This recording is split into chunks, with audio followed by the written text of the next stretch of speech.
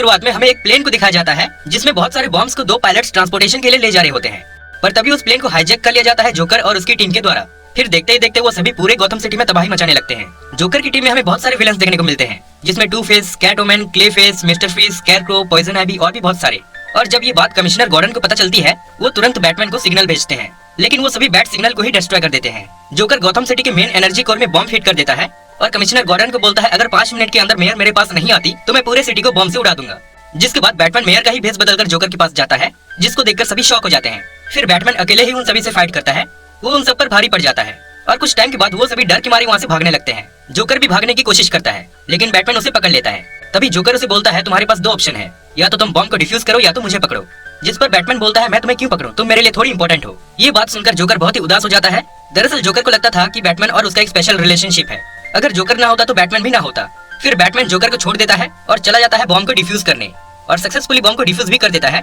जिसके बाद हमेशा की तरह सभी बैटमैन की बहुत तारीफ करते हैं। वो पूरे सिटी का चक्कर लगाकर पहुंच जाता है अपने बैट केव में, जहाँ पर वो बिल्कुल अकेला होता है। उसके साथ टाइम स्पेंड करने कोई नहीं होता, क्योंकि उसके पेरेंट्स की डेथ उसके बचपन में ही हो गई थी। फिर वही एल्फ्रेड आता है जो कि बैटमैन का बटलर था।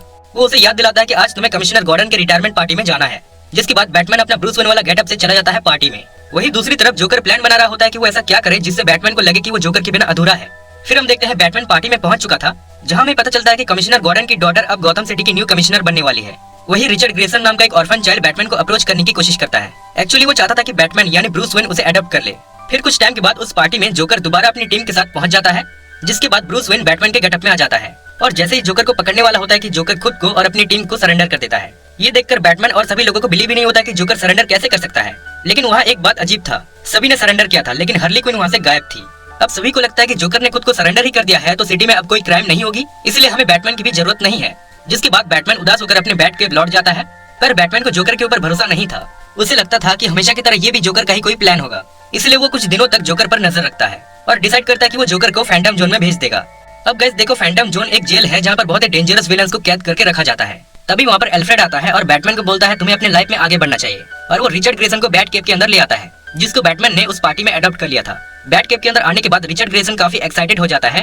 वो हर चीज को छूने की कोशिश करता है, पर बैटमैन उसको शांत रहने को बोलता है और कंप्यूटर में फैंटम जोन के बारे में रिसर्च करता है, जिससे उसे पता चलता है कि जोकर को फैंटम जोन में भेजने के लिए एक डिवाइस की जरूरत पड़ेगी, जिसका नाम है फैंटम जोन प्रोजेक्टर। और वो डिवाइस सुपरमैन के फोर्ट्रेस में एटॉमिक कॉल्ड्रन के अंदर बहुत ही सेफ रखा होता है, पर उसको चुराने के लिए एक पर्सन को स्मॉल, क्वाइट, एक्टिव और एक्सपेंडेबल होना पड़ेगा। जिसके बाद बैटमैन रिचर्ड ग्रेसन को अपने साथ ले जाने का डिसाइड करता है, पर वहाँ जाने से पहले वो रिचर्ड को रॉबिन का सूट देता है और वो दोनों बैटमोबाइल से निकल जाते हैं सुपरमैन के फोर्ट्रेस की ओर। वहाँ पहुंचने के बाद बैटमैन रिचर्ड को बोलता है कि मैं सुपरमैन को बिजी रखूंगा और तुम फैंटम जोन प्रोजेक्टर को ले आना, और वो ऐसा ही करते हैं। पर हम देखते हैं कि जब बैटमैन अंदर जाता है तो सुपरमैन और बाकी सारे जस्टिस लीग के सुपर हीरोज पार्टी कर रहे होते हैं, और जब बैटमैन उनको पूछता है कि मेरे बिना तुम पार्टी कर रहे हो, तो सभी बहाने बनाने लगते हैं।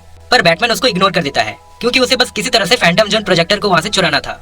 इसी दौरान रिचर्ड भी एटॉमिक कॉल्ड्रन में घुस के सक्सेसफुली फैंटम जोन प्रोजेक्टर को चुरा लेता है। जिसके बाद वो दोनों वापस आ जाते हैं और सीधा चले जाते हैं अर्खम एसाइलम में, जहाँ पर जोकर को रखा गया था। पर वहाँ पर कमिश्नर गॉर्डन की डॉटर बारबरा उन्हें देख लेती है और साथ ही उस फैंटम जोन प्रोजेक्टर को भी। वो बैटमैन से उस डिवाइस को मांगती है, लेकिन बैटमैन रिचर्ड के साथ किसी तरह से जोकर के सेल में पहुंच जाता है और फैंटम जोन प्रोजेक्टर की मदद से वो जोकर को फैंटम जोन में भेज देता है। जिसके बाद वहाँ पर बारबरा आ जाती है और फैंटम जोन प्रोजेक्टर को लेकर बैटमैन और रिचर्ड को सेल में बंद कर देती है। फिर हम देखते हैं जोकर फैंटम जोन में पहुंच जाता है और वो फिलिस से मिलता है, जो कि फैंटम जोन की गेट कीपर थी। वहाँ हम बहुत सारे खतरनाक विलन्स को देखते हैं और वो सभी जोकर को मारने वाले होते हैं कि वो बोलता है कि मैं तुम सबको यहाँ से बाहर निकाल सकता हूँ। अब गाइस देखो, ये जोकर का ही प्लान था फैंटम जोन में आने का, ताकि वो यहाँ के सभी डेंजरस विलन्स को अपनी टीम में ऐड करके गॉथम सिटी पर दोबारा अटैक कर सके।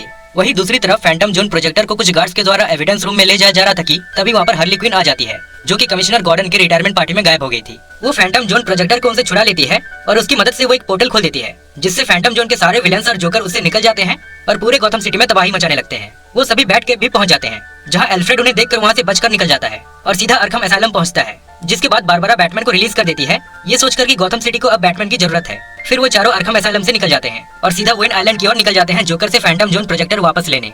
पर रास्ते में उन पर बहुत सारे अटैक्स होते हैं। वो लोग जैसे तैसे करके आगे बढ़ रहे होते हैं कि एक टाइम पर उनकी शिप क्रैश हो जाती है और वो नीचे गिर जाते हैं। जिसके बाद बैटमैन उन तीनों को अपने शिप में लॉक कर देता है और अकेले ही जोकर से फैंटम जोन प्रोजेक्टर लाने का डिसाइड करता है, क्योंकि उसे डर था कि उसकी फैमिली की तरह कहीं वो उन्हें भी ना खो दे।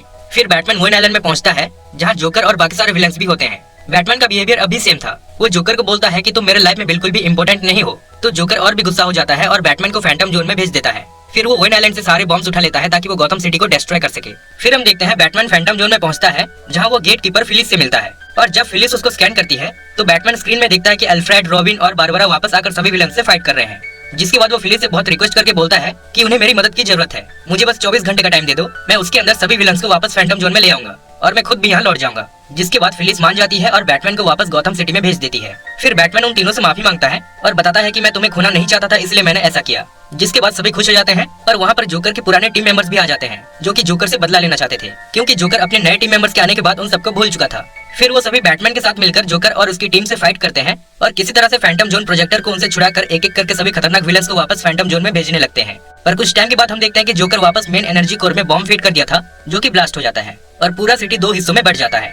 जिसको रोकने के लिए बैटमैन सबको एक साथ पकड़ने को कहता है ताकि वो एक चेन फॉर्म कर सके सिटी को दोबारा जोड़ने के लिए।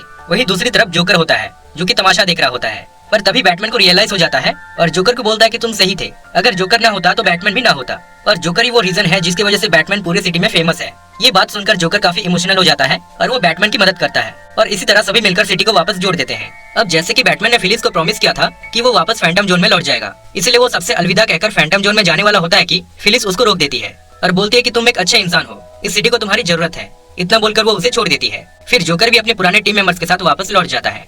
अब सब कुछ ठीक हो चुका था। बैटमैन भी उन तीनों के साथ एक फैमिली की तरह रहने लगता है और इसी तरह मूवी की हैप्पी एंडिंग होती है।